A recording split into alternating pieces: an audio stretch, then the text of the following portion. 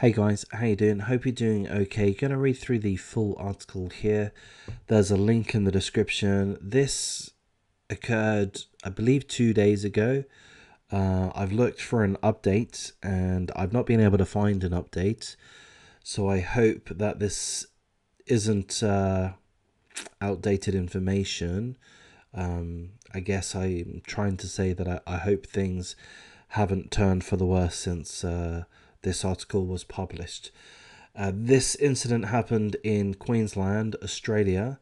A 14-year-old boy is fighting for his life in a coma after he was bashed by another teenager at a skate park. Thankfully, a hero teacher saved his life. So we're going to have a look through the details. We know a 16-year-old boy has been charged over the attack. A 14-year-old boy is fighting for life in hospital after he was allegedly bashed at a skate park and only saved when a teacher rushed to his aid. The teenager was skating with a friend on Monday at the park on Alice Street in Maryborough, Queensland's Fraser Coast, when he was allegedly set upon. A school teacher who happened to be at the scene called an ambulance and the boy was rushed to hospital, likely saving his life. Expecting her son's return at 5 p.m, the teen's mother instead opened the door to find two police officers bearing bad news.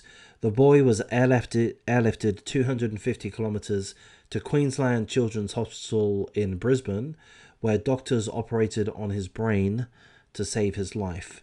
The victim is in critical condition in an induced coma after the surgeons worked to relieve pressure on his brain.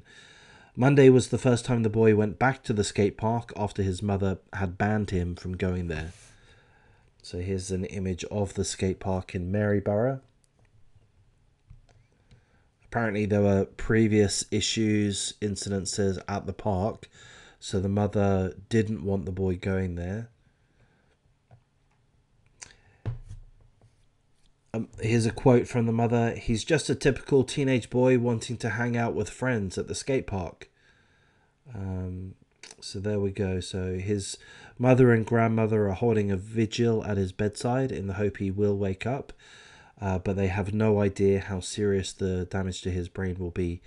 A 16-year-old boy was charged with the attack. Queensland police haven't provided any further information. So, what a tragedy. Of course, we wish the boy a full recovery. We hope so. I mean, it's a very serious situation. He's had a brain operation. He's in a critical condition in an induced coma. So we pray for his recovery. We hope it will be a full recovery. We imagine that it will be a long recovery. We would imagine, and of course, condolences to the family, the mother, the grandmother, and everyone else in the family. Must be absolutely devastated, and would need support. We're not aware of a GoFundMe at this point in time, but maybe that will